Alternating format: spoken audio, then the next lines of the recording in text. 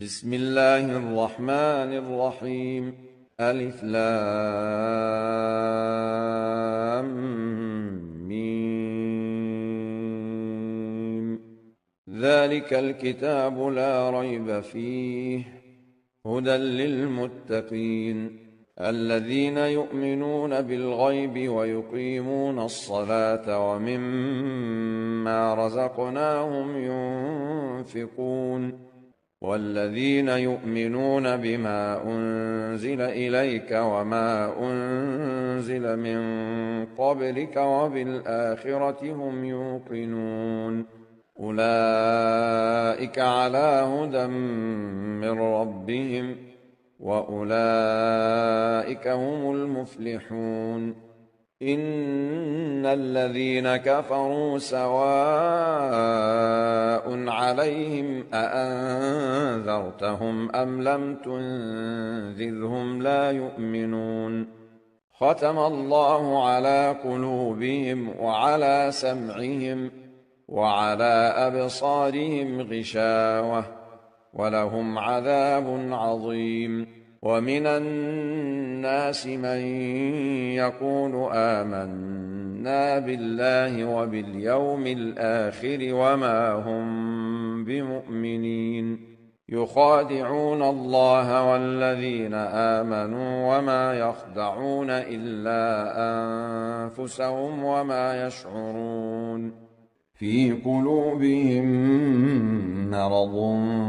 فزادهم الله مرضا ولهم عذاب أليم بما كانوا يكذبون وإذا قيل لهم لا تفسدوا في الأرض قالوا إنما نحن مصلحون ألا إنهم هم المفسدون ولكن لا يشعرون وإذا قيل لهم آمنوا كما آمن الناس قالوا أنؤمن كما آمن السفهاء ألا إنهم هم السفهاء ولكن لا يعلمون وإذا لقوا الذين آمنوا قالوا آمنا وإذا خلوا إلى شياطينهم قالوا إنا معكم إنما نحن مستهزئون الله يستهزئ بهم ويمدهم في طغيانهم يعمهون أولئك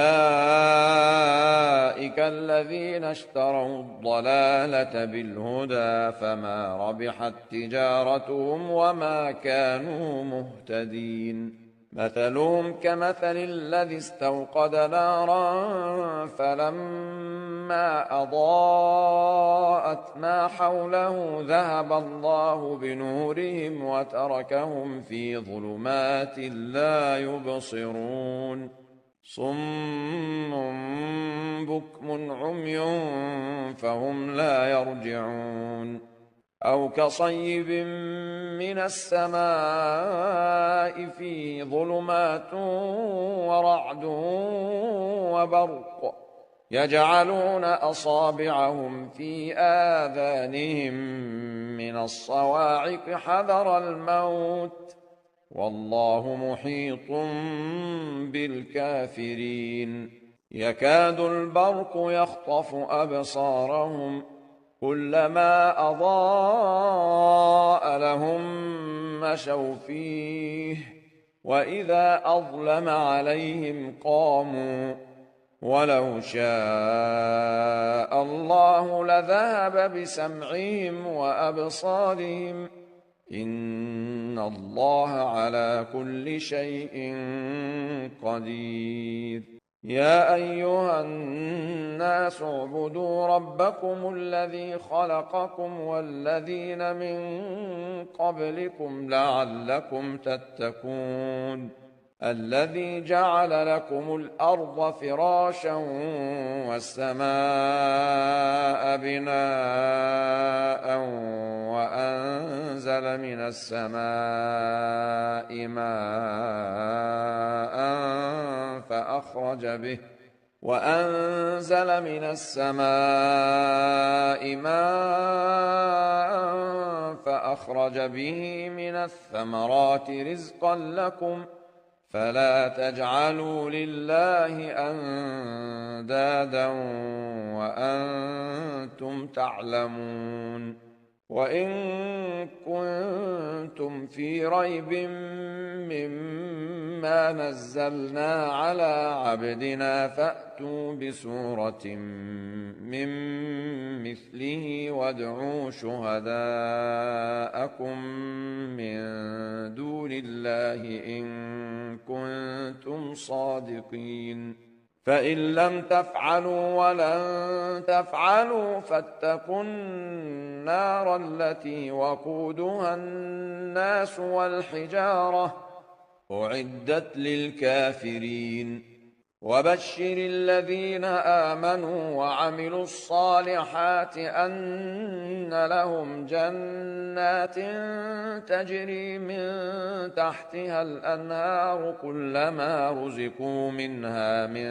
ثمرة رزقا قالوا هذا الذي رزقنا من قبل وأتوا به متشابها ولهم فيها أزواج مطهرة وهم فيها خالدون إن الله لا يستحيي أن يضرب مثلا ما بعوضة فما فوقها فأما الذين آمنوا فيعلمون أنه الحق من ربهم وأما الذين كفروا فيقولون ماذا أراد الله بهذا مثلا يضل به كثيرا ويهدي به كثيرا وما يضل به إلا الفاسقين الذين ينقضون عهد الله من بعد ميثاقه ويقطعون ما أمر الله به أن يوصل ويفسدون في الأرض أولئك هم الخاسرون كيف تكفرون بالله وكنتم أمواتا فأحياكم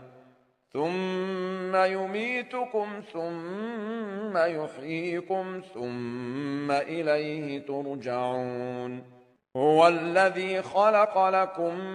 ما في الأرض جميعا ثم استوى إلى السماء فسواهن 7 سماوات وهو بكل شيء عليم وإذ قال ربك للملائكة إني جاعل في الأرض خليفة قالوا أتجعل فيها من يفسد فيها ويسفك الدماء ونحن نسبح بحمدك ونقدس لك قال إني أعلم ما لا تعلمون وعلم آدم الأسماء كلها ثم عرضهم على الملائكة فقال أنبئوني بأسماء هؤلاء إن كنتم صادقين قالوا سبحانك لا علم لنا إلا ما علمتنا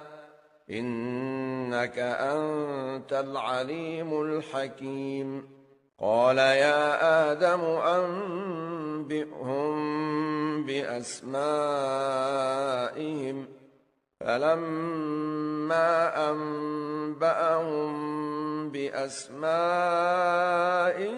قال ألم أقل لكم إني أعلم غيب السماوات والأرض وأعلم ما تبدون وما كنتم تكتمون وإذ قلنا للملائكة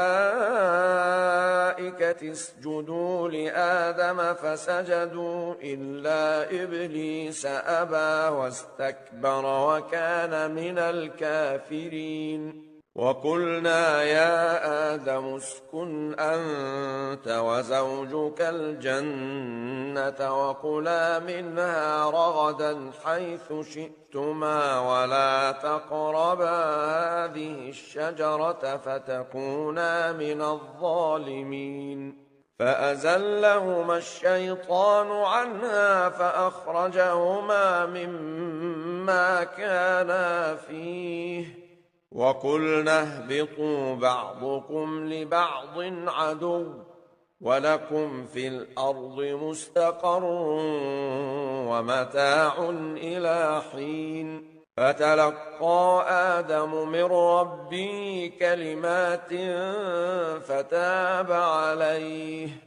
إنه هو التواب الرحيم قلنا اهبطوا منها جميعا فإما يأتينكم مني هدى فمن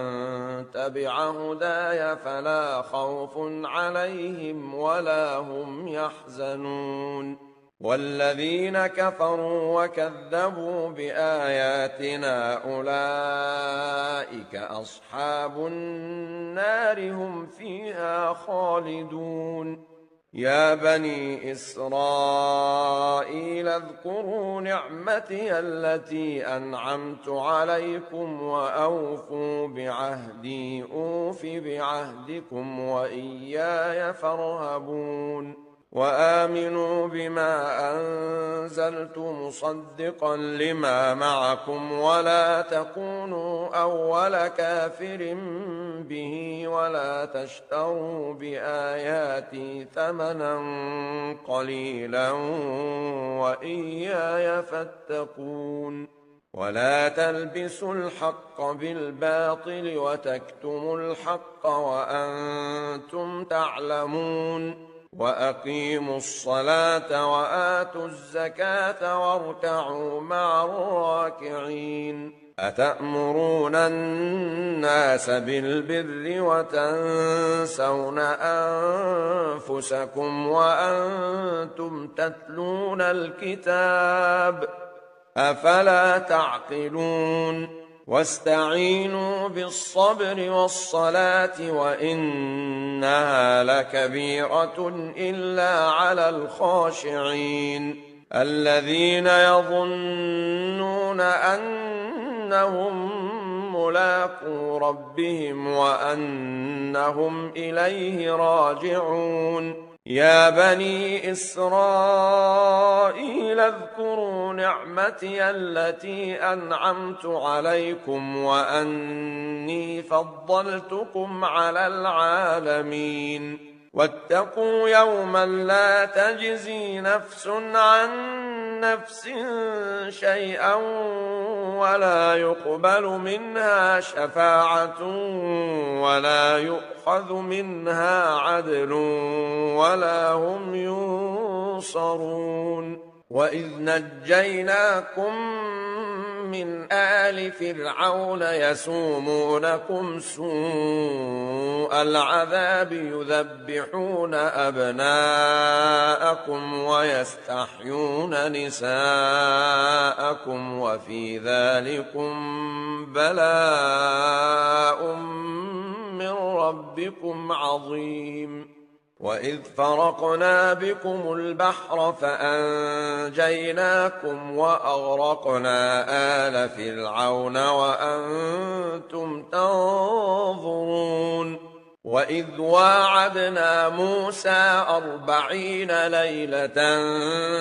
ثم اتخذتم العجل من بعده وأنتم ظالمون ثم عفونا عنكم من بعد ذلك لعلكم تشكرون وإذ آتينا موسى الكتاب والفرقان لعلكم تهتدون وإذ قال موسى لقومه يا قوم إنكم ظلمتم أنفسكم باتخاذكم العجل فتوبوا إلى بارئكم فاقتلوا أنفسكم ذلكم خير لكم عند بارئكم فتاب عليكم إنه هو التواب الرحيم وإذ قلتم يا موسى لن نؤمن لك حتى نرى الله جهرة فأخذتكم الصاعقة وأنتم تنظرون ثم بعثناكم من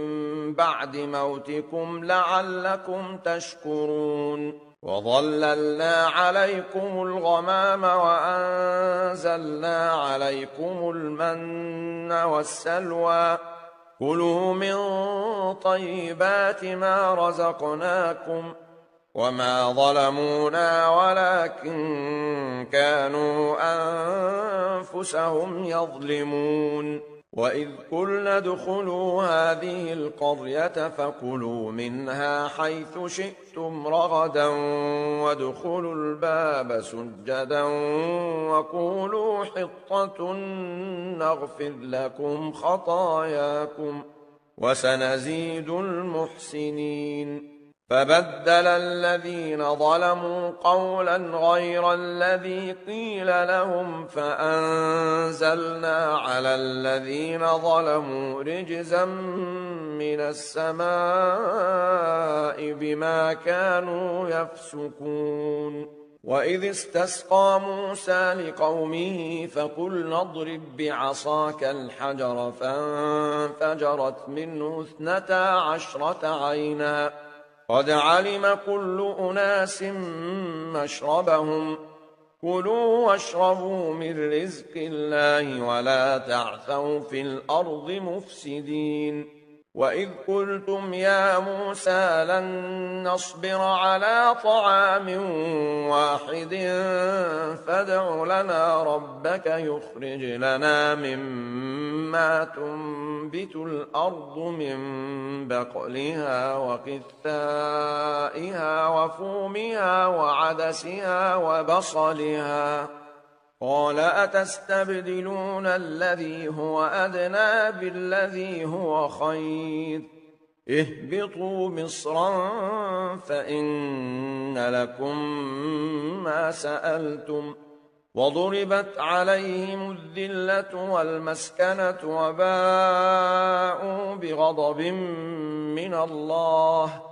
ذلك بأنهم كانوا يكفرون بآيات الله ويقتلون النبيين بغير الحق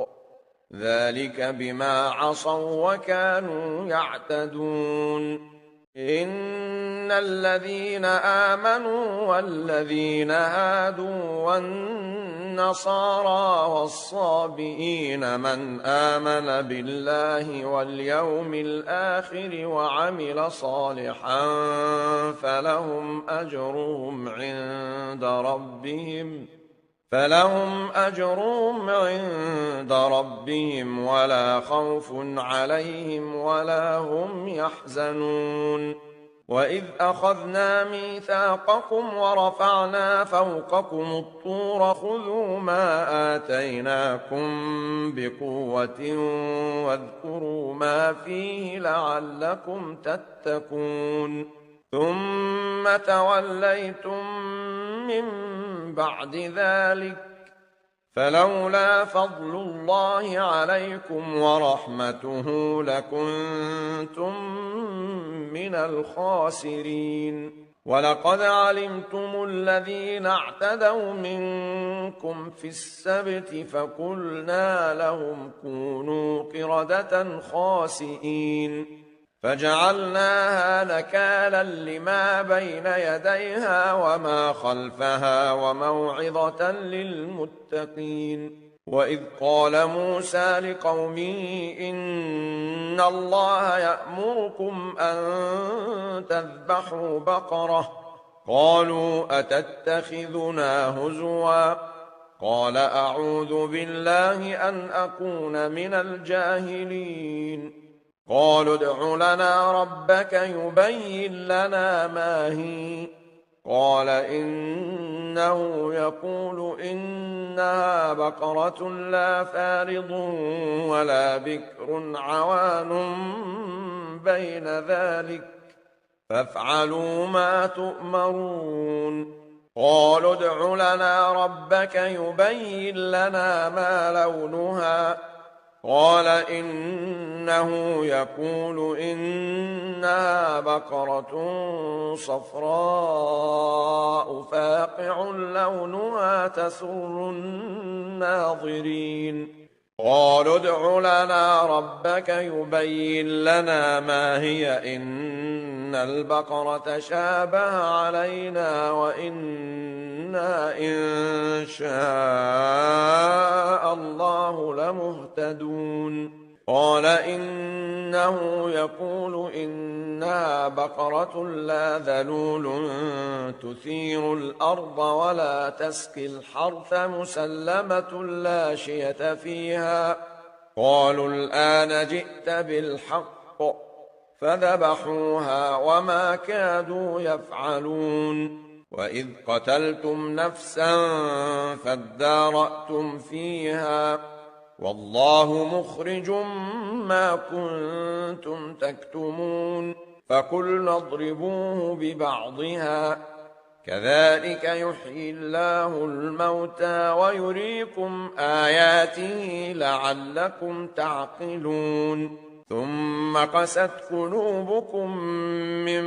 بعد ذلك فهي كالحجارة أو أشد قسوة وإن من الحجارة لما يتفجر منه الأنهار وإن منها لما يشقق فيخرج منه الماء وإن منها لما يهبط من خشية الله وما الله بغافل عما تعملون أفتطمعون أن يؤمنوا لكم وقد كان فريق منهم يسمعون كلام الله ثم يحرفونه من بعد ما عقلوه وهم يعلمون وإذا لقوا الذين آمنوا قالوا آمنا وإذا خلا بعضهم إلى بعض قالوا أتحدثونهم بما فتح الله عليكم ليحاجوكم به عند ربكم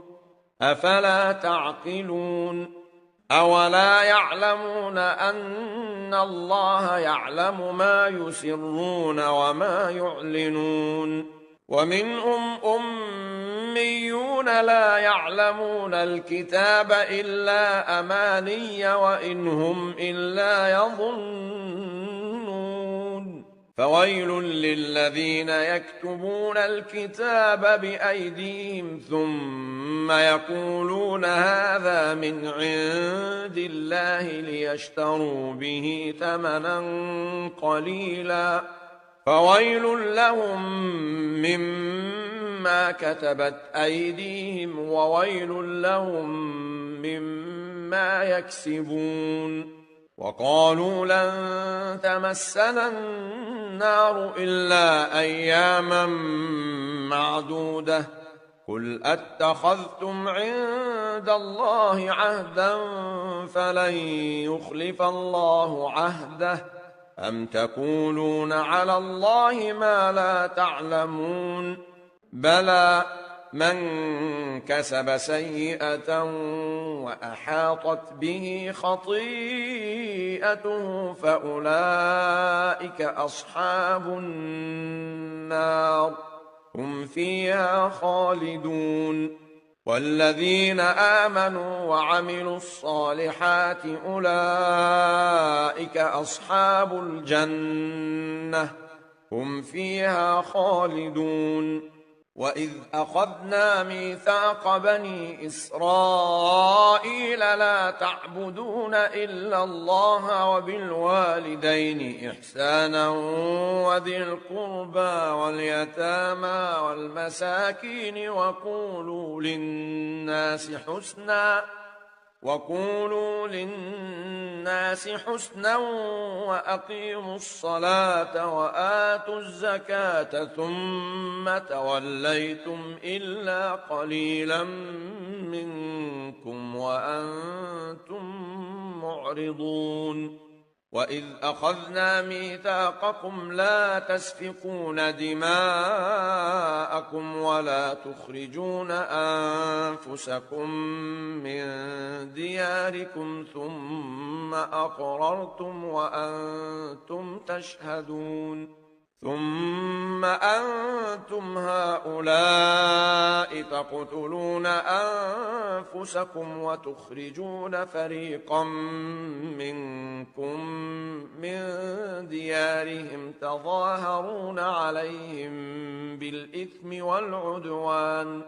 تظاهرون عليهم بالإثم والعدوان وإن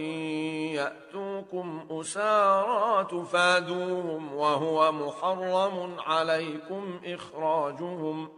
أفتؤمنون ببعض الكتاب وتكفرون ببعض فما جزاء من يفعل ذلك منكم إلا خزي في الحياة الدنيا ويوم القيامة يردون إلى أشد العذاب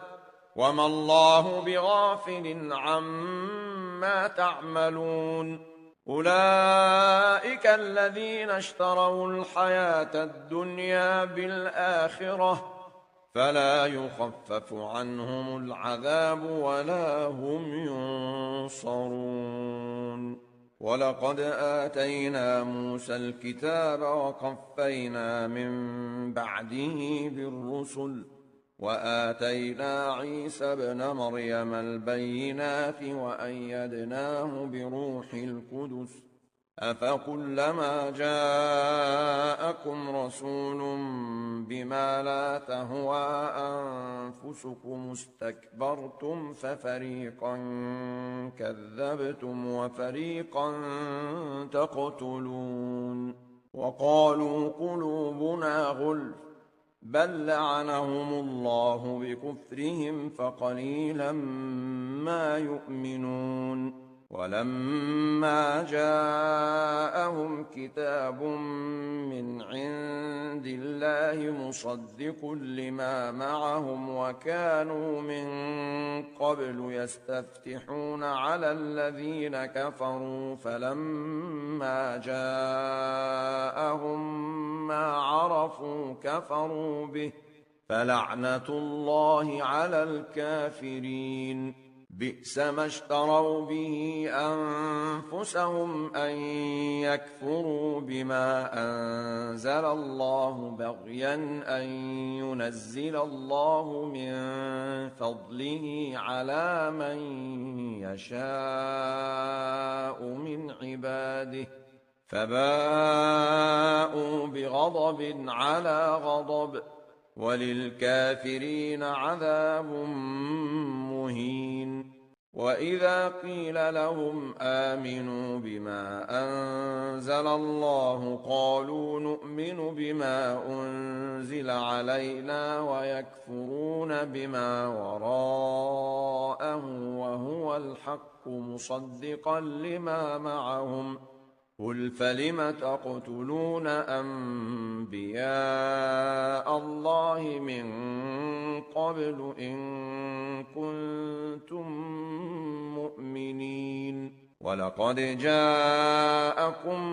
موسى بالبينات ثم اتخذتم العجل من بعده وأنتم ظالمون وإذ أخذنا ميثاقكم ورفعنا فوقكم الطور خذوا ما آتيناكم بقوة واسمعوا قالوا سمعنا وعصينا وأشربوا في قلوبهم العجل بكفرهم قل بئس ما يأمركم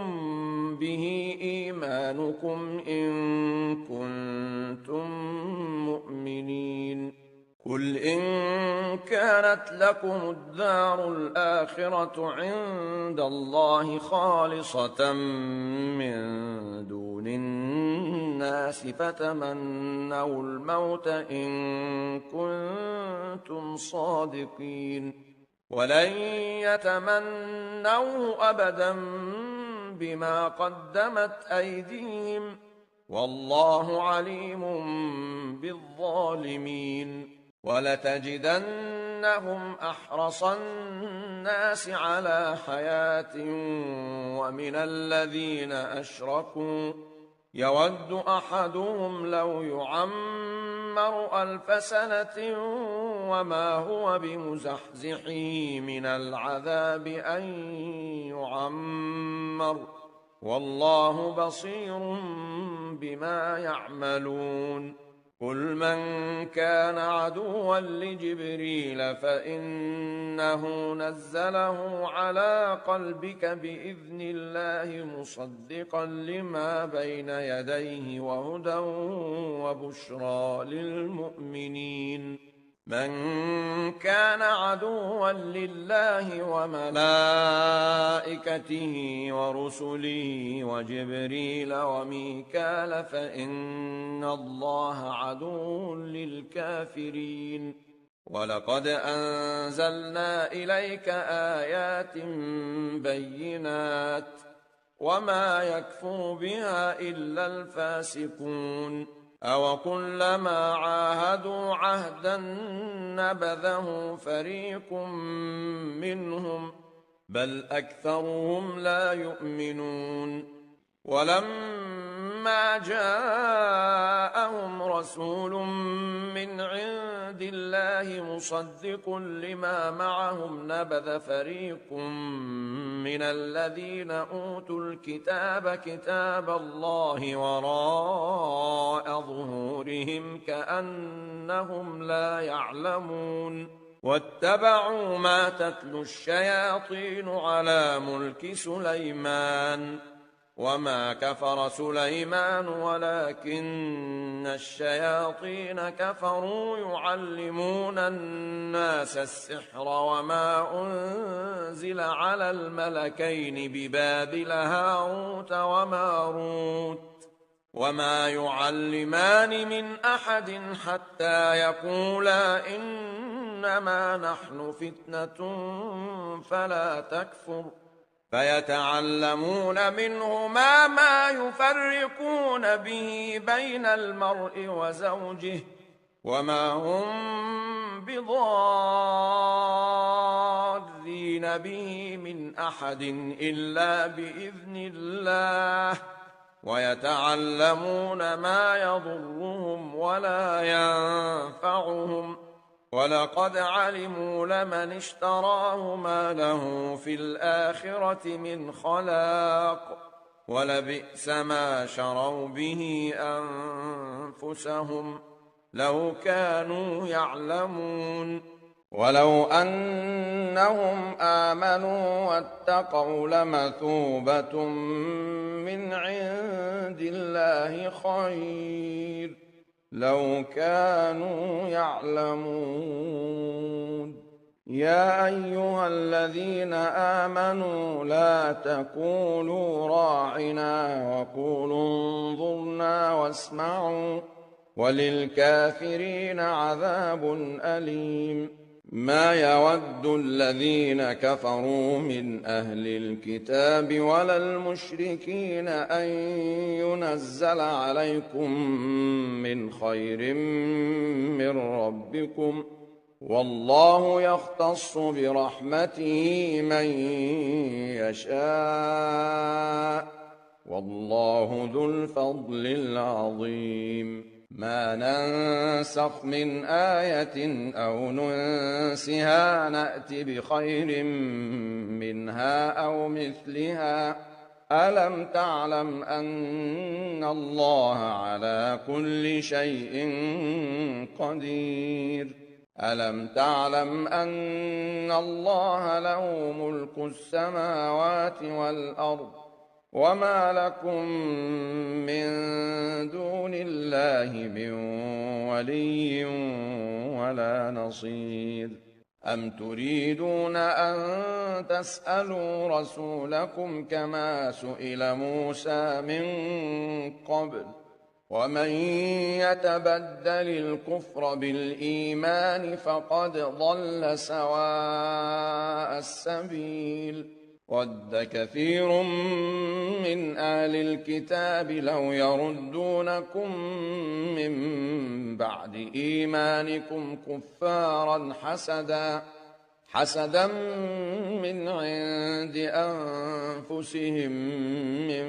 بعد ما تبين لهم الحق فاعفوا واصفحوا حتى يأتي الله بأمره إن الله على كل شيء قدير وأقيموا الصلاة وآتوا الزكاة وما تقدموا لأنفسكم من خير تجدوه عند الله إن الله بما تعملون بصير وقالوا لن يدخل الجنة إلا من كان هودا أو نصارى تلك أمانيهم قل هاتوا برهانكم إن كنتم صادقين بلى من أسلم وجهه لله وهو محسن فله أجره عند ربه ولا خوف عليهم ولا هم يحزنون وقالت اليهود ليست النصارى على شيء وقالت النصارى ليست اليهود على شيء وهم يتلون الكتاب كذلك قال الذين لا يعلمون مثل قولهم فالله يحكم بينهم يوم القيامة فيما كانوا فيه يختلفون ومن أظلم ممن منع مساجد الله أن يذكر فيها اسمه وسعى في خرابها أولئك ما كان لهم أن يدخلوها إلا خائفين لهم في الدنيا خزي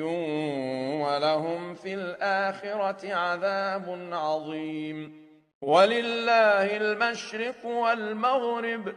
فأينما تولوا فثم وجه الله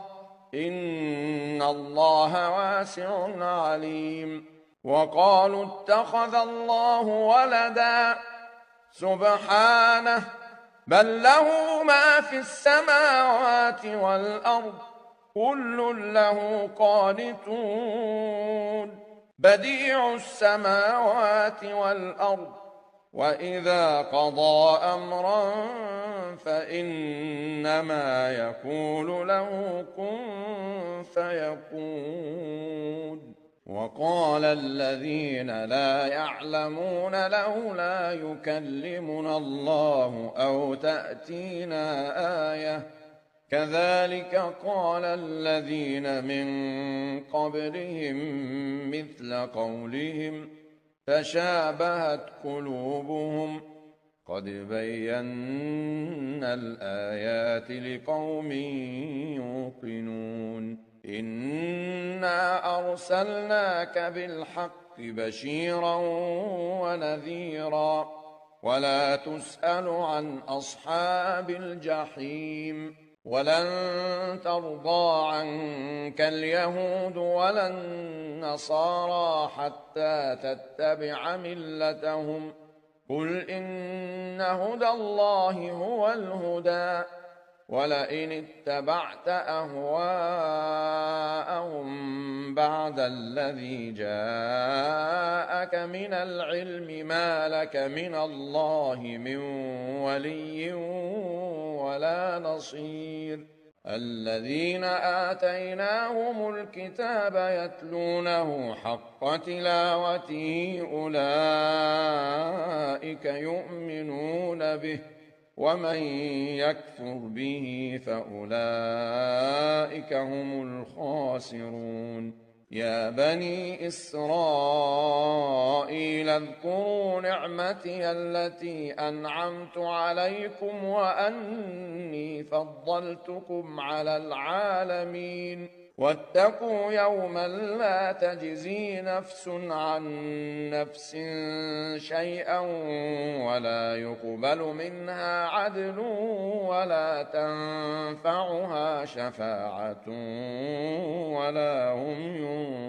ينصرون وإذ ابتلى إبراهيم ربه بكلمات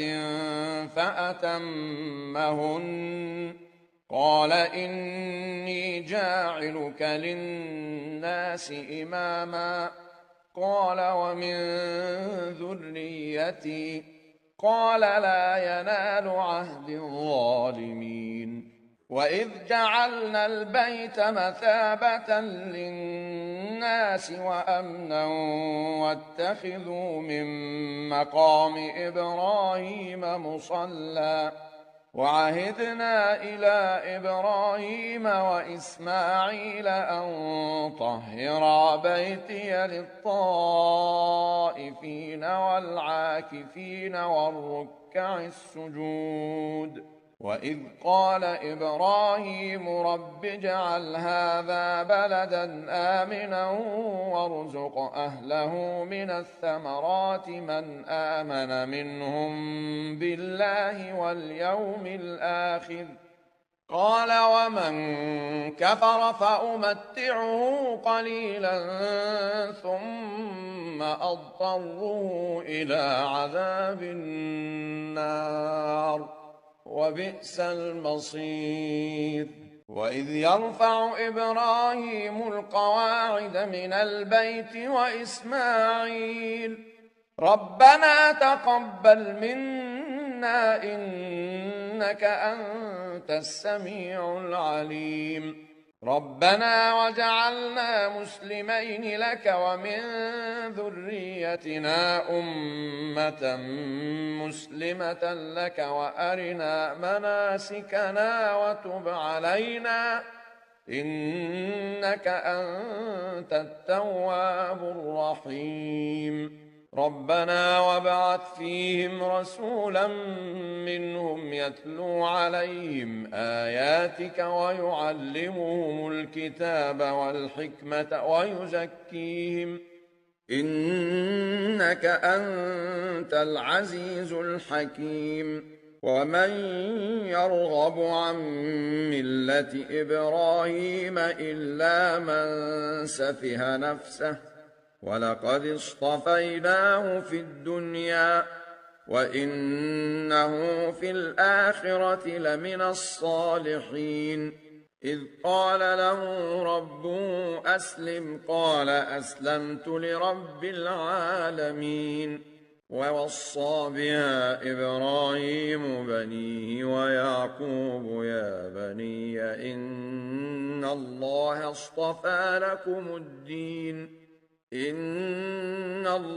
اصطفى لكم الدين فلا تموتن إلا وأنتم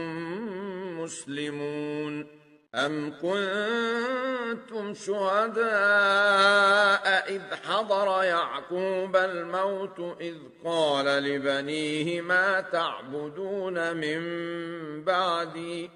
قالوا نعبد إلهك وإله آبائك إبراهيم وإسماعيل وإسحاق إلها واحدا ونحن له مسلمون تلك أمة قد خلت لها ما كسبت ولكم ما كسبتم ولا تسألون عما كانوا يعملون. وقالوا كونوا هودا أو نصارى تهتدوا قل بل ملة إبراهيم حنيفا وما كان من المشركين. قولوا آمنا بالله وما أنزل إلينا وما أنزل إلى إبراهيم وإسماعيل وإسحاق ويعقوب والأسباط وما أوتي موسى وعيسى وما أوتي النبيون من ربهم لا نفرق بين أحد منهم ونحن له مسلمون. فإن آمنوا بمثل ما آمنتم به فقد اهتدوا وإن تولوا فإنما هم في شقاق فسيكفيكهم الله وهو السميع العليم. صبغة الله ومن أحسن من الله صبغة ونحن له عابدون. قل أتحاجوننا في الله وهو ربنا وربكم ولنا أعمالنا ولكم أعمالكم ونحن له مخلصون. أم تقولون إن إبراهيم وإسماعيل وإسحاق ويعقوب والأسباط كانوا هودا أو نصارى قل أأنتم أعلم أم الله ومن أظلم ممن كتم شهادة عنده من الله وما الله بغافل عما تعملون. تلك أمة قد خلت لها ما كسبت ولكم ما كسبتم ولا تسألون عما كانوا يعملون. سيقول السفهاء من الناس ما ولاهم عن قبلتهم التي كانوا عليها قل لله المشرق والمغرب يهدي من يشاء إلى صراط مستقيم. وكذلك جعلناكم أمة وسطا لتكونوا شهداء على الناس ويكون الرسول عليكم شهيدا. وما جعلنا القبلة التي كنت عليها إلا لنعلم من يتبع الرسول ممن ينقلب على عقبيه وإن كانت لكبيرة إلا على الذين هدى الله وما كان الله ليضيع إيمانكم إن الله بالناس لرءوف رحيم. قد نرى تقلب وجهك في السماء فلنولينك قبلة ترضاها فول وجهك شطر المسجد الحرام وحيث ما كنتم فولوا وجوهكم شطره وإن الذين أوتوا الكتاب ليعلمون أنه الحق من ربهم وما الله بغافل عما يعملون. ولئن أتيت الذين أوتوا الكتاب بكل آية ما تبعوا قبلتك وما أنت بتابع قبلتهم وما بعضهم بتابع قبلة بعض ولئن اتبعت أهواءهم من بعد ما جاءك من العلم إنك إذا لمن الظالمين الذين آتيناهم الكتاب يعرفونه كما يعرفون أبناءهم وإن فريقا منهم ليكتمون الحق وهم يعلمون الحق من ربك فلا تكونن من الممترين ولكل وجهة هو موليها فاستبقوا الخيرات أينما تكونوا يأت بكم الله جميعا إن الله على كل شيء قدير ومن حيث خرجت فول وجهك شطر المسجد الحرام وإنه للحق من ربك وما الله بغافل عما تعملون ومن حيث خرجت فول وجهك شطر المسجد الحرام وحيث ما كنتم فولوا وجوهكم شطره لئلا يكون للناس عليكم حجة إلا الذين ظلموا منهم فلا تخشوهم واخشوني ولأتم نعمتي عليكم ولعلكم تهتدون كما أرسلنا فيكم رسولا منكم يتلو عليكم آياتنا ويزكيكم ويعلمكم الكتاب والحكمة ويعلمكم ما لم تكونوا تعلمون فاذكروني أذكركم واشكروا لي ولا تكفرون يا أيها الذين آمنوا استعينوا بالصبر والصلاة إن الله مع الصابرين ولا تقولوا لمن يقتل في سبيل الله أموات بل أحياء ولكن لا تشعرون ولنبلونكم بشيء من الخوف والجوع ونقص من الأموال والأنفس والثمرات وبشر الصابرين الذين إذا أصابتهم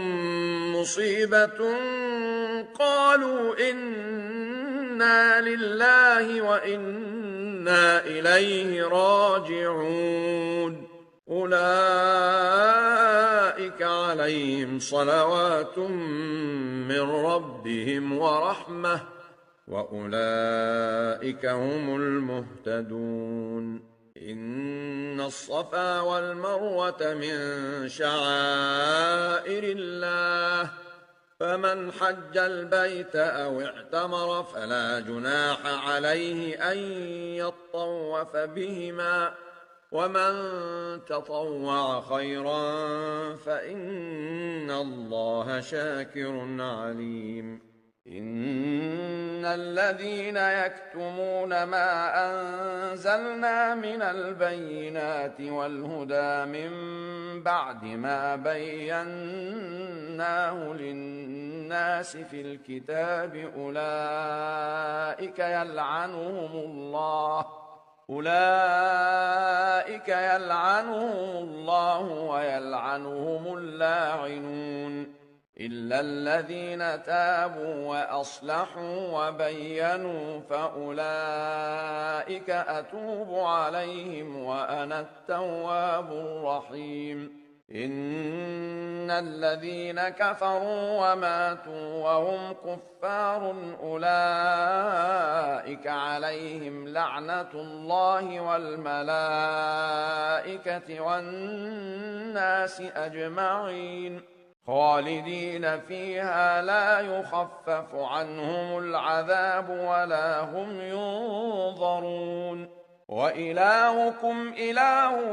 واحد لا إله إلا هو الرحمن الرحيم إن في خلق السماوات والأرض واختلاف الليل والنهار والفلك التي تجري في البحر بما ينفع الناس وما أنزل الله من السماء من ماء فأحيا به الأرض بعد موتها وبث فيها من كل دابة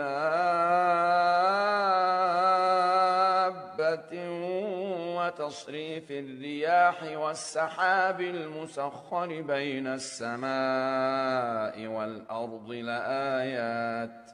وتصريف الرياح والسحاب المسخر بين السماء والأرض لآيات لقوم يعقلون ومن الناس من يتخذ من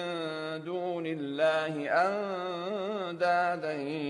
يحبونهم كحب الله والذين آمنوا أشد حبا لله ولو يرى الذين ظلموا إذ يرون العذاب أن القوة لله جميعا وأن الله شديد العذاب إذ تبرأ الذين اتبعوا من الذين اتبعوا ورأوا العذاب وتقطعت بهم الأسباب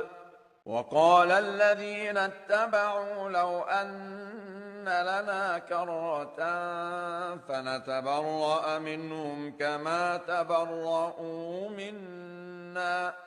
كذلك يريهم الله أعمالهم حسرات عليهم وما هم بخارجين من النار يا أيها الناس كلوا مما في الأرض حلالا طيبا ولا تتبعوا خطوات الشيطان إنه لكم عدو مبين إنما يأمركم بالسوء والفحشاء وأن تقولوا على الله ما لا تعلمون وإذا قيل لهم اتبعوا ما أنزل الله قالوا بل نتبع ما ألفينا عليه آباءنا أولو كان آباؤهم لا يعقلون شيئا ولا يهتدون ومثل الذين كفروا كمثل الذي ينعق بما لا يسمع إلا دعاء ونداء صم بكم عمي فهم لا يعقلون يا أيها الذين آمنوا كلوا من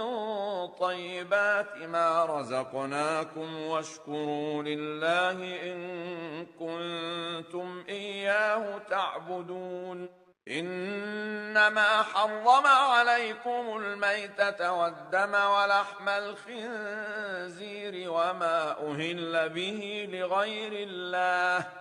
فمن اضطر غير باغ ولا عاد فلا إثم عليه إن الله غفور رحيم إن الذين يكتمون ما أنزل الله من الكتاب ويشترون به ثمنا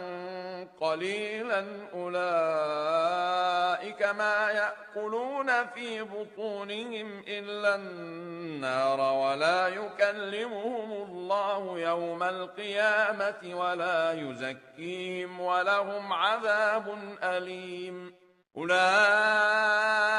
الذين اشتروا الضلالة بالهدى والعذاب بالمغفرة فما أصبرهم على النار ذلك بأن الله نزل الكتاب بالحق وإن الذين اختلفوا في الكتاب لفي شقاق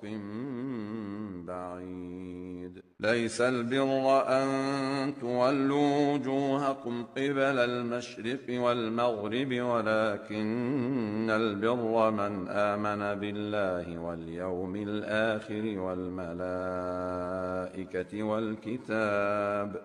والملائكة والكتاب والنبيين وآتى المال على حبه ذوي القربى واليتامى والمساكين وابن السبيل والسائلين وفي الرقاب وأقام الصلاة وآتى الزكاة والموفون بعهدهم إذا عاهدوا والصابرين في البأساء والضراء وحين البأس أولئك الذين صدقوا وأولئك هم المتقون يا أيها الذين آمنوا كتب عليكم القصاص في القتلى الحر بالحر والعبد بالعبد والأنثى بالأنثى فمن عفي له من أخيه شيء فاتباع بالمعروف وأداء إليه بإحسان ذلك تخفيف من ربكم ورحمة فمن اعتدى بعد ذلك فله عذاب أليم ولكم في القصاص حياة يا أولي الألباب لعلكم تتقون كتب عليكم إذا حضر أحدكم الموت إن ترك خيرا الوصية للوالدين والأقربين بالمعروف حقا على المتقين فمن بدله بعدما سمعه فإنما إثمه على الذين يبدلونه إن الله سميع عليم فمن خاف من موص جنفا أو إثما فأصلح بينهم فلا إثم عليه إن الله غفور رحيم يا أيها الذين آمنوا كتب عليكم الصيام كما كتب على الذين من قبلكم لعلكم تتقون أياما معدودات فمن كان منكم مريضا أو على سفر فعدة من أيام أخر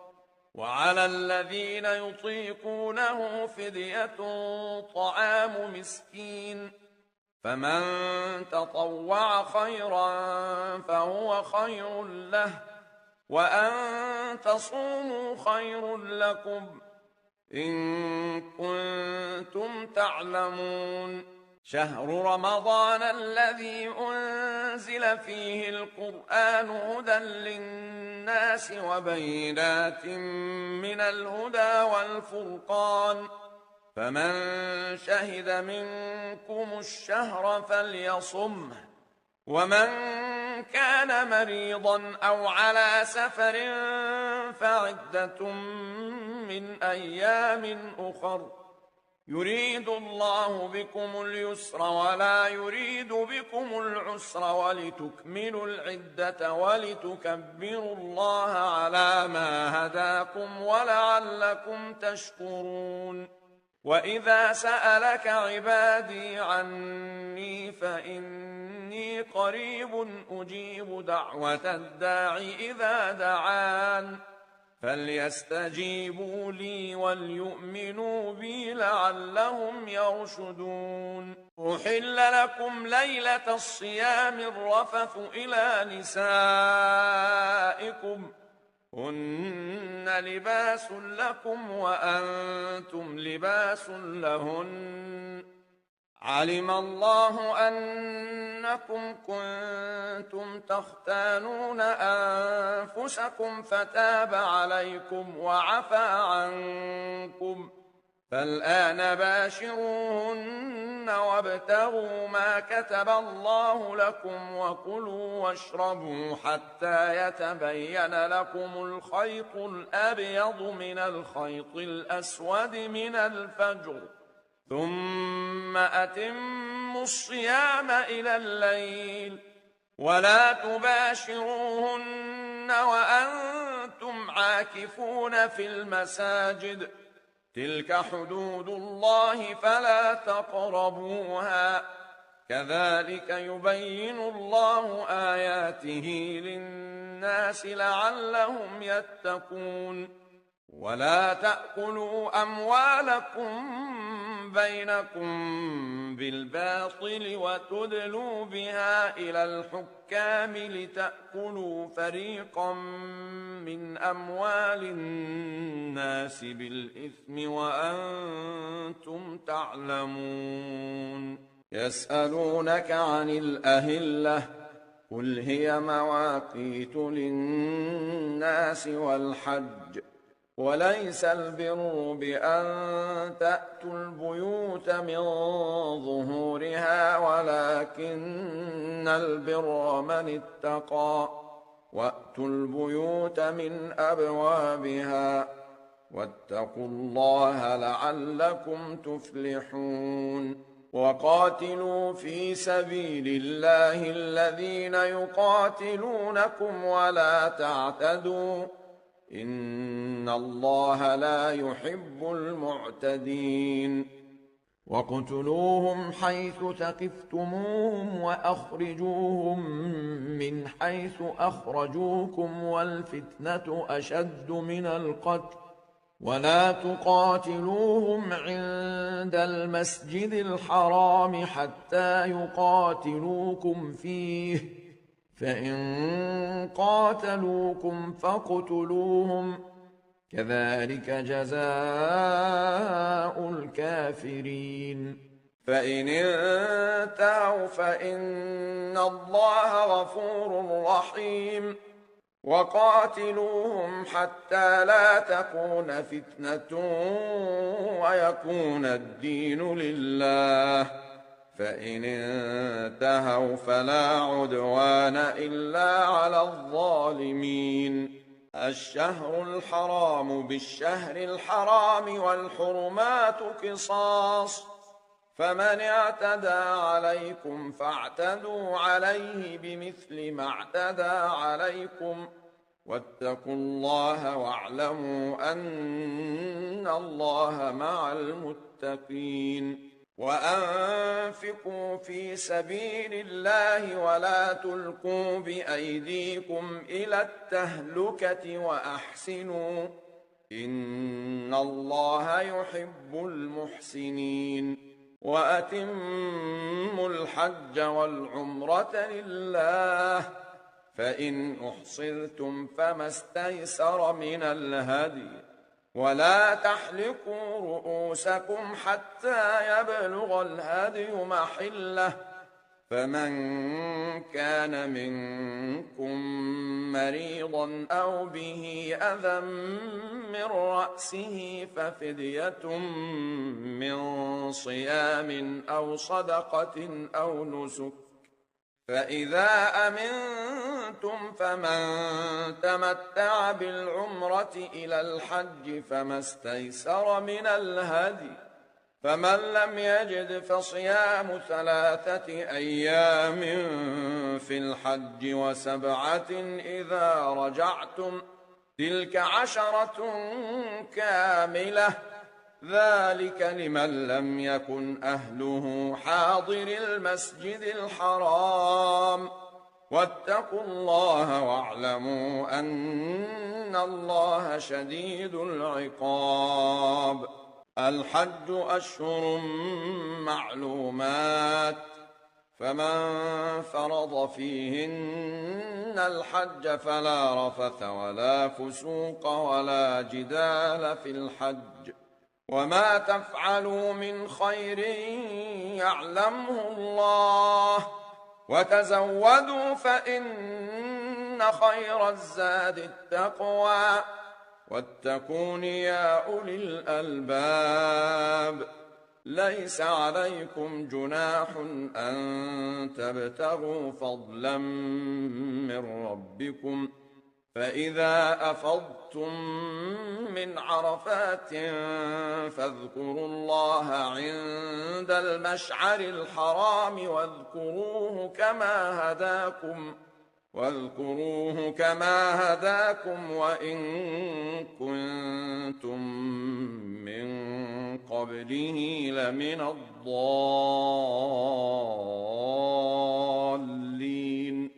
ثم أفيضوا من حيث أفاض الناس واستغفروا الله، إن الله غفور رحيم. فإذا قضيتم مناسككم فاذكروا الله كذكركم آباءكم أو أشد ذكرا. فمن الناس من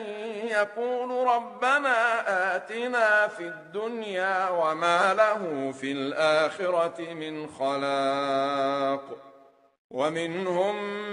من يقول ربنا آتنا في الدنيا حسنة وفي الآخرة حسنة وقنا عذاب النار. أولئك لهم نصيب مما كسبوا، والله سريع الحساب. واذكروا الله في أيام معدودات، فمن تعجل في يومين فلا إثم عليه، ومن تأخر فلا إثم عليه لمن اتقى. واتقوا الله واعلموا أنكم إليه تحشرون. ومن الناس من يعجبك قوله في الحياة الدنيا ويشهد الله على ما في قلبه وهو ألد الخصام، وإذا تولى سعى في الأرض ليفسد فيها ويهلك الحرث والنسل، والله لا يحب الفساد. وإذا قيل له اتق الله أخذته العزة بالإثم فحسبه جهنم ولبئس المهاد. ومن الناس من يشري نفسه ابتغاء مرضات الله، والله رؤوف بالعباد. يا أيها الذين آمنوا ادخلوا في السلم كافة ولا تتبعوا خطوات الشيطان، إنه لكم عدو مبين. فإن زللتم من بعد ما جاءتكم البينات فاعلموا أن الله عزيز حكيم. هل ينظرون إلا أن يأتيهم الله في ظلل من الغمام والملائكة وقضي الأمر، وإلى الله ترجع الأمور. سل بني إسرائيل كم آتيناهم من آية بينة، ومن يبدل نعمة الله من بعد ما جاءته فإن الله شديد العقاب. زين للذين كفروا الحياة الدنيا ويسخرون من الذين آمنوا، والذين اتقوا فوقهم يوم القيامة والله يرزق من يشاء بغير حساب. كان الناس أمة واحدة فبعث الله النبيين مبشرين ومنذرين وأنزل معهم الكتاب بالحق ليحكم بين الناس فيما اختلفوا فيه، وما اختلف فيه إلا الذين أوتوه من بعد ما جاءتهم البينات بغيا بينهم، فهدى الله الذين آمنوا لما اختلفوا فيه من الحق بإذنه، والله يهدي من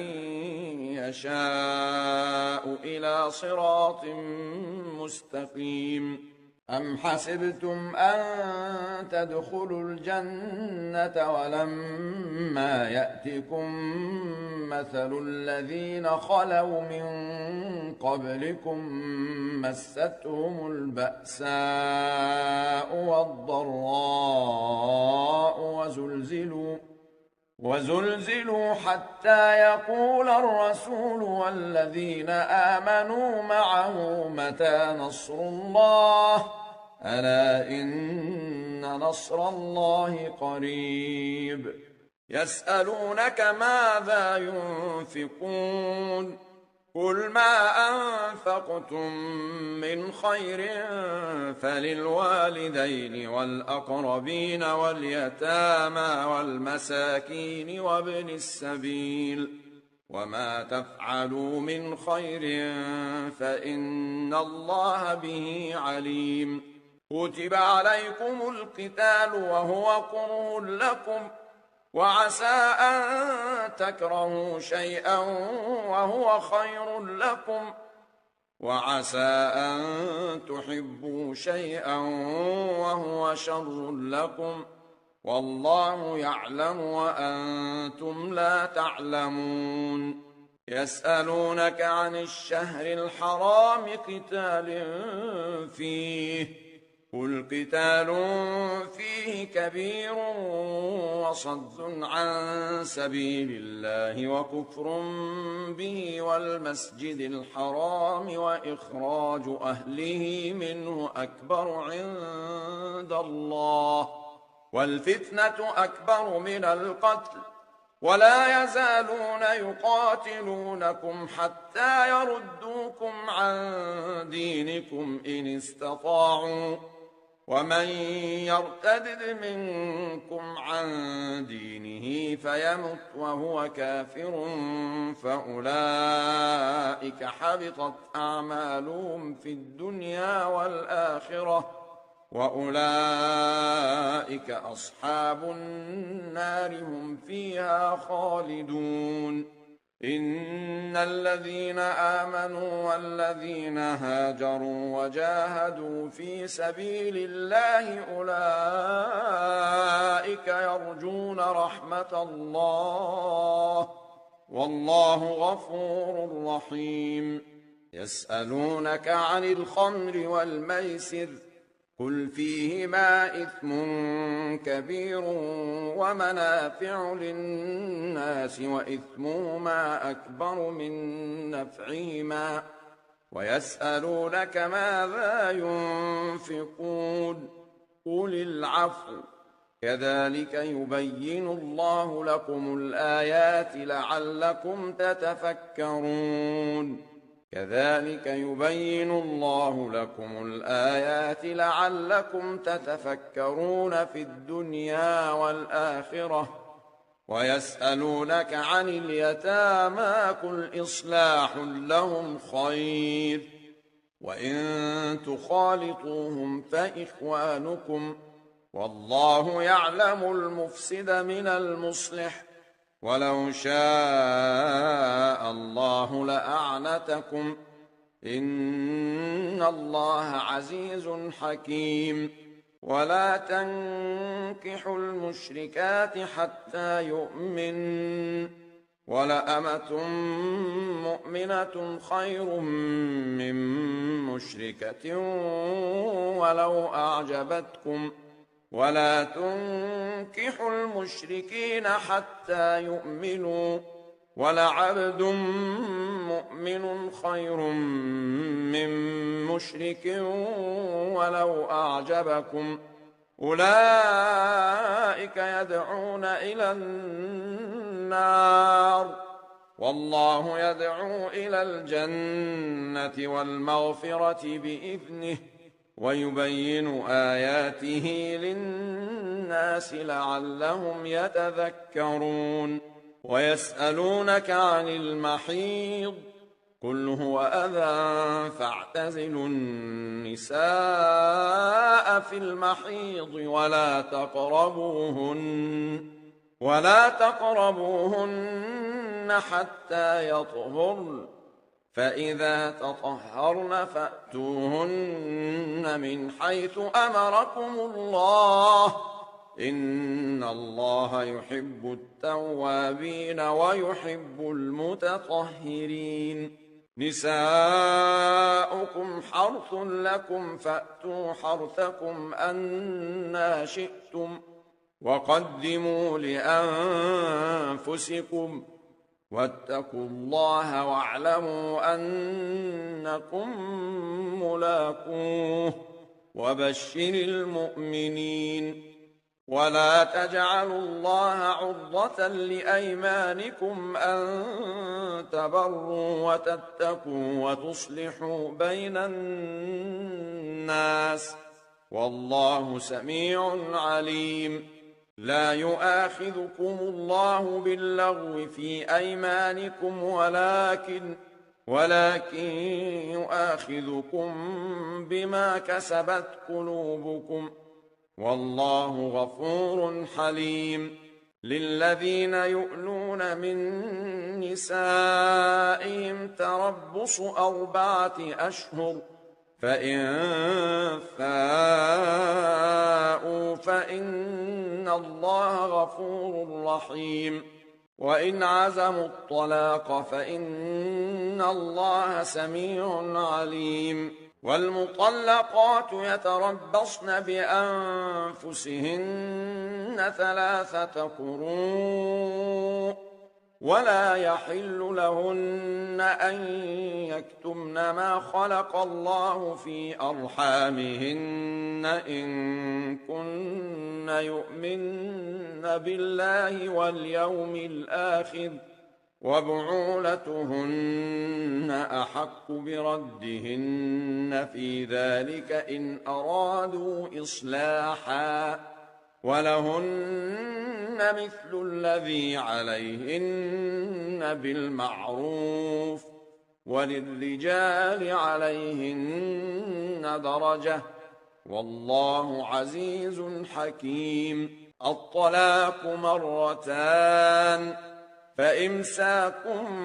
بمعروف أو تسريح بإحسان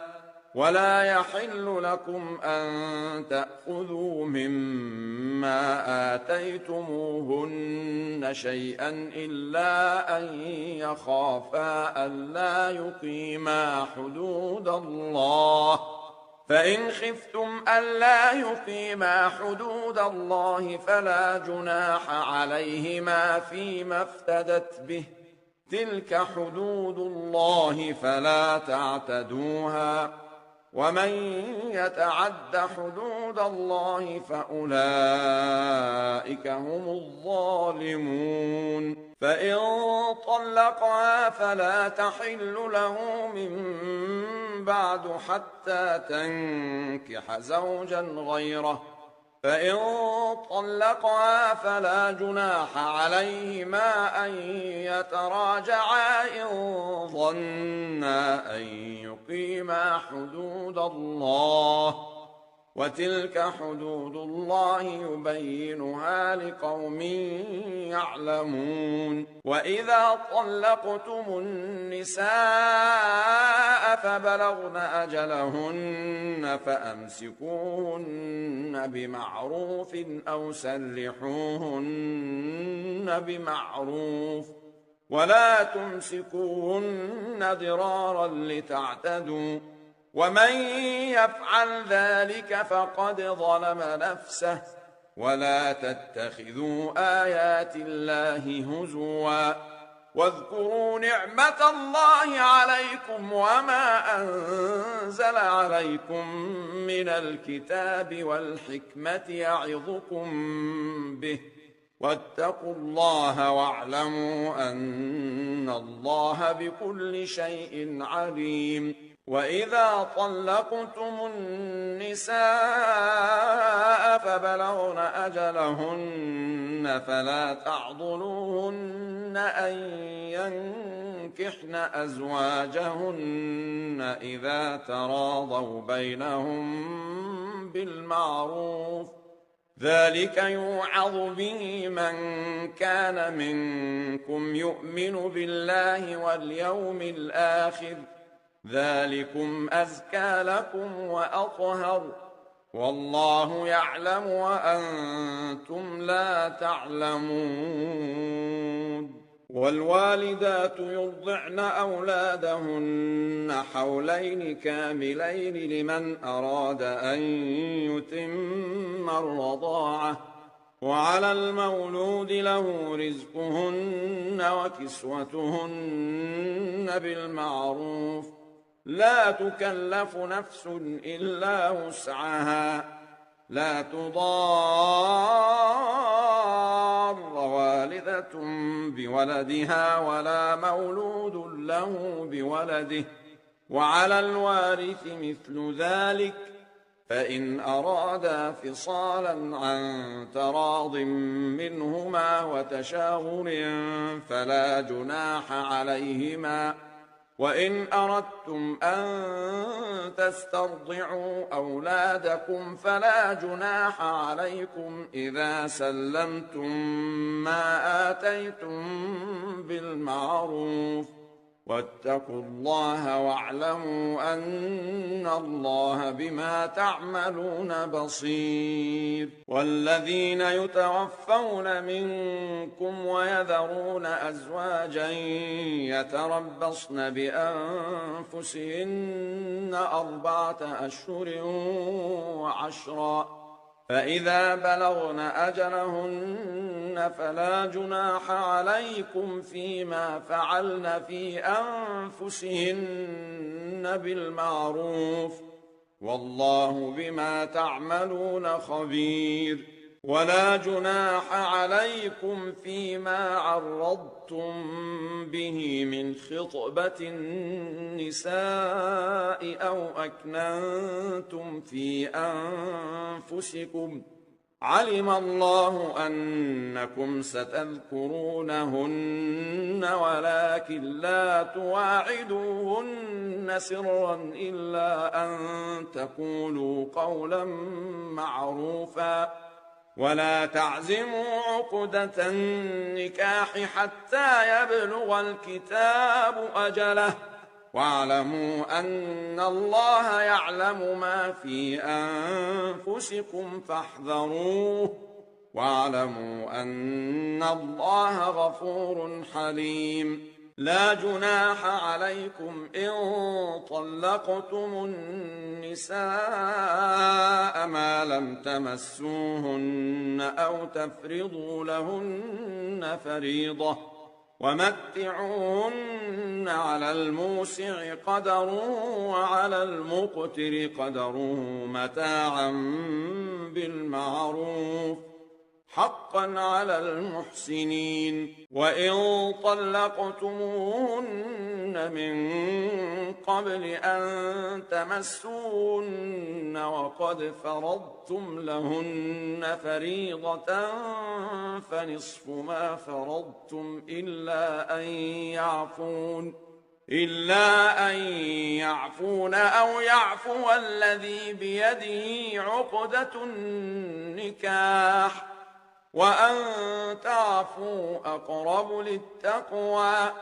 ولا تنسوا الفضل بينكم إن الله بما تعملون بصير حافظوا على الصلوات والصلاة الوسطى وقوموا لله قانتين فإن خفتم فرجالا أو ركبانا فإذا أمنتم فاذكروا الله كما علمكم ما لم تكونوا تعلمون والذين يتوفون منكم ويذرون أزواجا وصية لأزواجهم متاعا إلى الحول غير إخراج فإن خرجن فلا جناح عليكم فيما فعلن في أنفسهن من معروف والله عزيز حكيم وللمطلقات متاع بالمعروف حقا على المتقين كذلك يبين الله لكم آياته لعلكم تعقلون ألم تر إلى الذين خرجوا من ديارهم وهم ألوف حذر الموت فقال لهم الله موتوا ثم أحياهم إن الله لذو فضل على الناس ولكن أكثر الناس لا يشكرون وقاتلوا في سبيل الله واعلموا أن الله سميع عليم من ذا الذي يقرض الله قرضا حسنا فيضاعفه له أضعافا كثيرة والله يقبض ويبسط وإليه ترجعون ألم تر إلى الملأ من بني إسرائيل من بعد موسى إذ قالوا لنبي له مبعث لنا ملكا نقاتل في سبيل الله قال هل عسيتم إن كتب عليكم القتال ألا تقاتلوا قالوا وما لنا ألا نقاتل في سبيل الله وقد أخرجنا من ديارنا وأبنائنا فلما كتب عليهم القتال تولوا إلا قليلا منهم والله عليم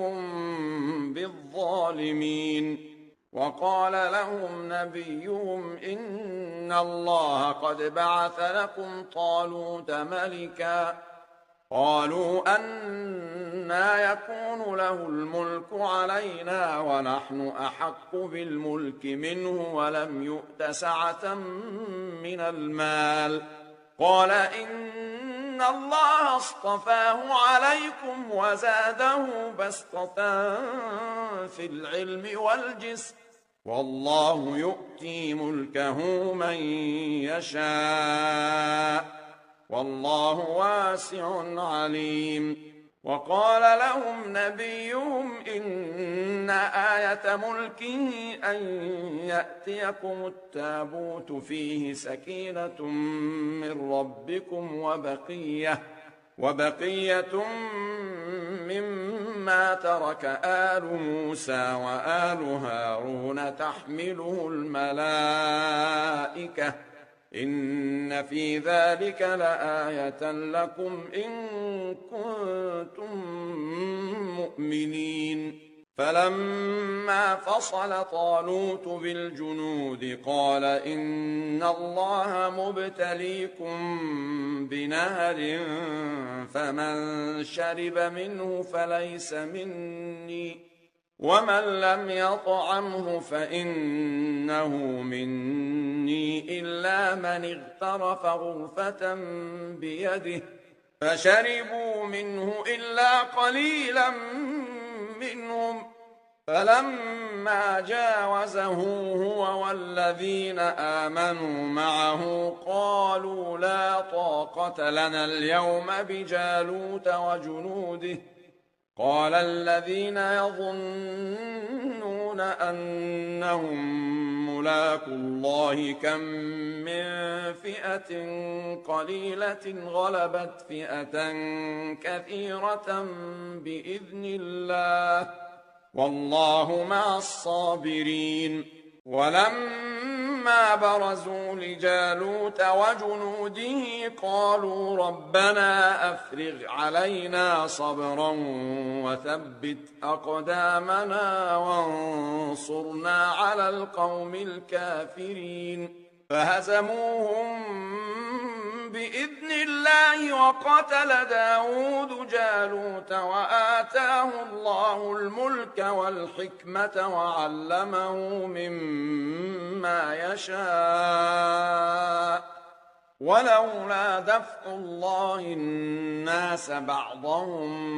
ببعض لفسدت الأرض ولكن الله ذو فضل على العالمين تلك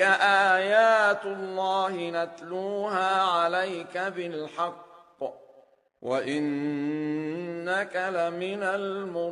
المرسلين تلك الرسل فضلنا بعضهم على بعض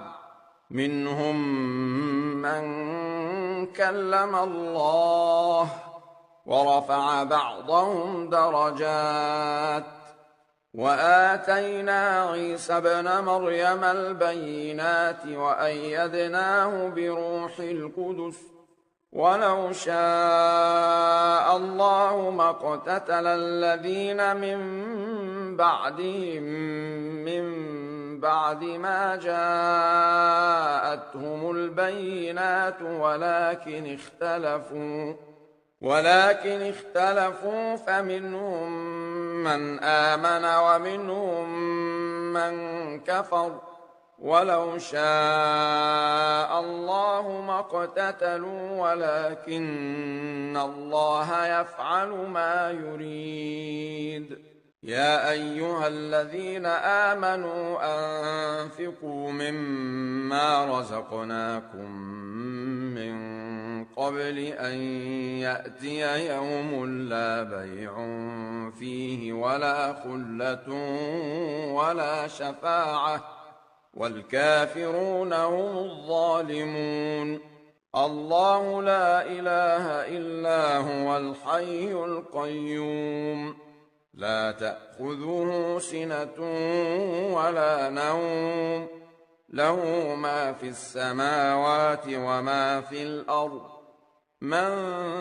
ذا الذي يشفع عنده إلا بإذنه يعلم ما بين أيديهم وما خلفهم ولا يحيطون بشيء من علمه إلا بما شاء وسع كرسيه السماوات والأرض ولا يؤوده حفظهما وهو العلي العظيم لا إكراه في الدين قد تبين الرشد من الغي فمن يكفر بالطاغوت ويؤمن بالله فقد استمسك بالعروة الوثقى لا انفصام لها والله سميع عليم الله ولي الذين آمنوا يخرجهم من الظلمات إلى النور والذين كفروا أولياؤهم الطاغوت يخرجونهم من النور إلى الظلمات أولئك أصحاب النار هم فيها خالدون ألم تر إلى الذي حاج إبراهيم في ربه أن آتاه الله الملك إذ قال إبراهيم ربي الذي يحيي ويميت قال أنا أحيي وأميت. قال إبراهيم فإن الله يأتي بالشمس من المشرق فأت بها من المغرب فبهت الذي كفر والله لا يهدي القوم الظالمين. أو كالذي مر على قرية وهي خاوية على عروشها قال أنى يحيي هذه الله بعد موتها فأماته الله 100 عام ثم بعثه قال كم لبثت؟ قال لبثت يوما أو بعض يوم. قال بل لبثت 100 عام فانظر إلى طعامك وشرابك لم يتسنه وانظر إلى حمارك ولنجعلك آية للناس وانظر إلى العظام كيف ننشزها ثم نكسوها لحما فلما تبين له قال أعلم أن الله على كل شيء قدير. وإذ قال إبراهيم رب أرني كيف تحيي الموتى قال أولم تؤمن قال بلى ولكن ليطمئن قلبي قال فخذ 4 من الطير فصرهن إليك ثم اجعل على كل جبل منهن جزءا ثم ادعهن يأتينك سعيا واعلم أن الله عزيز حكيم. مثل الذين ينفقون أموالهم في سبيل الله كمثل حبة أنبتت 7 سنابل في كل سنبلة 100 حبة والله يضاعف لمن يشاء والله واسع عليم. الذين ينفقون أموالهم في سبيل الله ثم لا يتبعون ما أنفقوا منا ولا أذى لهم أجرهم عند ربهم ولا خوف عليهم ولا هم يحزنون. قول معروف ومغفرة خير من صدقة يتبعها أذى والله غني حليم. يا أيها الذين آمنوا لا تبطلوا صدقاتكم بالمن والأذى كالذي ينفق ماله رئاء الناس ولا يؤمن بالله واليوم الآخر فمثله كمثل صفوان عليه تراب فأصابه وابل فتركه صلدا لا يقدرون على شيء مما كسبوا والله لا يهدي القوم الكافرين. ومثل الذين ينفقون أموالهم ابتغاء مرضات الله وتثبيتا من أنفسهم كمثل جنة بربوة أصابها وابل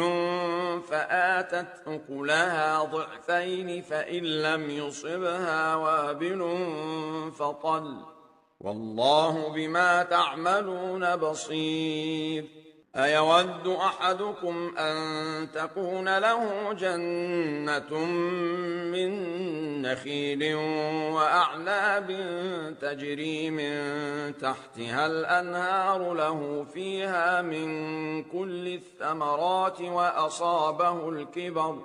وأصابه الكبر وله ذرية ضعفاء فأصابها إعصار فيه نار فاحترقت كذلك يبين الله لكم الآيات لعلكم تتفكرون. يا أيها الذين آمنوا أنفقوا من طيبات ما كسبتم ومما أخرجنا لكم من الأرض ولا تيمموا الخبيث منه تنفقون ولستم بآخذيه إلا أن تغمضوا فيه واعلموا أن الله غني حميد. الشيطان يعدكم الفقر ويأمركم بالفحشاء والله يعدكم مغفرة منه وفضلا والله واسع عليم. يؤتي الحكمة من يشاء ومن يؤت الحكمة فقد أوتي خيرا كثيرا وما يذكر إلا أولو الألباب. وما أنفقتم من نفقة أو نذرتم من نذر فإن الله يعلمه وما للظالمين من أنصار. إن تبدوا الصدقات فنعما هي وإن تخفوها وتؤتوها الفقراء فهو خير لكم ويكفر عنكم من سيئاتكم والله بما تعملون خبير. ليس عليك هداهم ولكن الله يهدي من يشاء وما تنفقوا من خير فلأنفسكم وما تنفقون إلا ابتغاء وجه الله وما تنفقوا من خير يوفى إليكم وأنتم لا تظلمون. للفقراء الذين أحصروا في سبيل الله لا يستطيعون ضربا في الأرض يحسبهم الجاهل أغنياء من التعفف تعرفهم بسيماهم لا يسألون الناس إلحافا وما تنفقوا من خير فإن الله به عليم. الذين ينفقون أموالهم بالليل والنهار سرا وعلانية فلهم أجرهم عند ربهم ولا خوف عليهم ولا هم يحزنون. الذين يأكلون الربا لا يقومون إلا كما يقوم الذي يتخبطه الشيطان من المس ذلك بأنهم قالوا إنما البيع مثل الربا وأحل الله البيع وحرم الربا. فمن جاءه موعظة من ربه فانتهى فله ما سلف وأمره إلى الله ومن عاد فأولئك أصحاب النار هم فيها خالدون. يمحق الله الربا ويربي الصدقات والله لا يحب كل كفار أثيم. إن الذين آمنوا وعملوا الصالحات وأقاموا الصلاة وآتوا الزكاة لهم أجرهم عند ربهم ولا خوف عليهم ولا هم يحزنون. يا أيها الذين آمنوا اتقوا الله وذروا ما بقي من الربا إن كنتم مؤمنين فإن لم تفعلوا فأذنوا بحرب من الله ورسوله وإن تبتم فلكم رؤوس أموالكم لا تظلمون ولا تظلمون. وإن كان ذو عسرة فنظرة إلى ميسرة وأن تصدقوا خير لكم إن كنتم تعلمون واتقوا يوما ترجعون فيه إلى الله ثم توفى كل نفس ما كسبت وهم لا يظلمون يا أيها الذين آمنوا إذا تداينتم بدين إلى أجل مسمى فاكتبوه وليكتب بينكم كاتب بالعدل ولا يأب كاتب أن يكتب كما علمه الله فليكتب وليملل الذي عليه الحق وليتق الله ربه ولا يبخس منه شيئا فإن كان الذي عليه الحق سفيها أو ضعيفا أو لا يستطيع أن يمل هو فليملل وليه بالعدل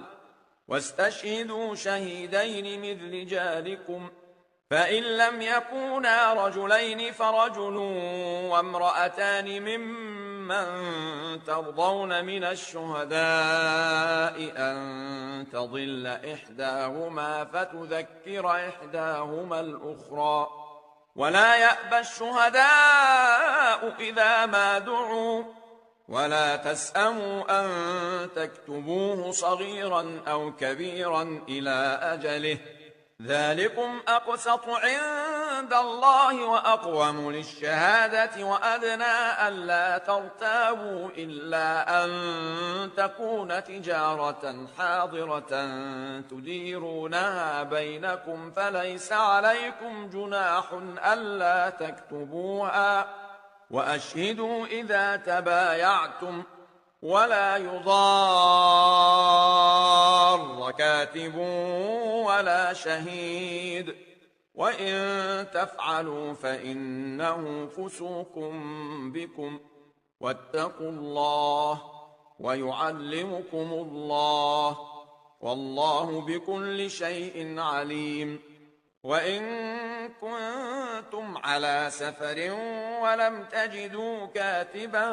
فرهان مقبوضة فإن أمن بعضكم بعضا فليؤدي الذي اؤتمن أمانته وليتق الله ربه ولا تكتموا الشهادة ومن يكتمها فإنه آثم قلبه والله بما تعملون عليم لله ما في السماوات وما في الأرض وإن تبدوا ما في أنفسكم أو تخفوه يحاسبكم به الله فيغفر لمن يشاء ويعذب من يشاء والله على كل شيء قدير آمن الرسول بما أنزل إليه من ربه والمؤمنون كل آمن بالله وملائكته